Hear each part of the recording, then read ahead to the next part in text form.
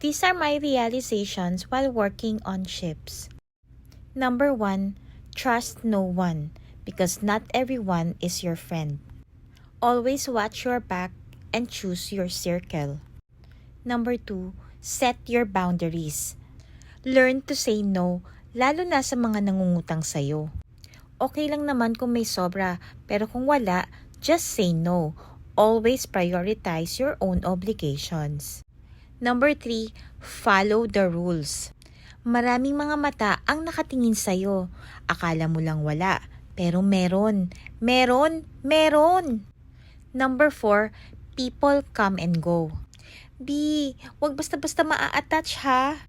Ang dami pa namang nagiging single pag nasa barko na. Kaya wag basta-basta mafo-fall. Ay, ang ganda ng view. Number 5, no matter what happened, always say the truth. If you made a mistake, aminin mo lang. B, ako lang to. Akala mo lang perfect, pero no. Number 6, ang pikon ay laging talo. B, wag patola sa lahat ng issue. It's not all about you. B, isipin mo yung hirap at pagod mo sa pag-a-apply tapos dito ka lang makikipagsuntukan. Tandaan, patience is the key.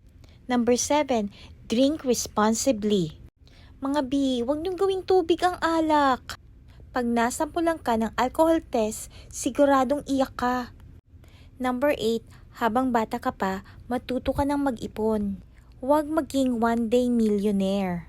Ang hirap kayang kitain ng pera sa barko. Banana dito, banana doon, banana everywhere. Number 9, be humble and be respectful sa lahat ng mga tao sa barko regardless of their position. Respeto talaga ang sikreto para magtagal ka sa barko. Number 10, health is wealth.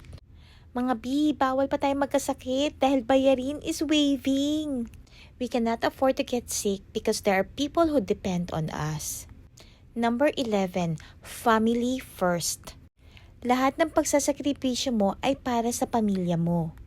Isipin mo na sila ang tunay na dahilan kung bakit ka nagbarko.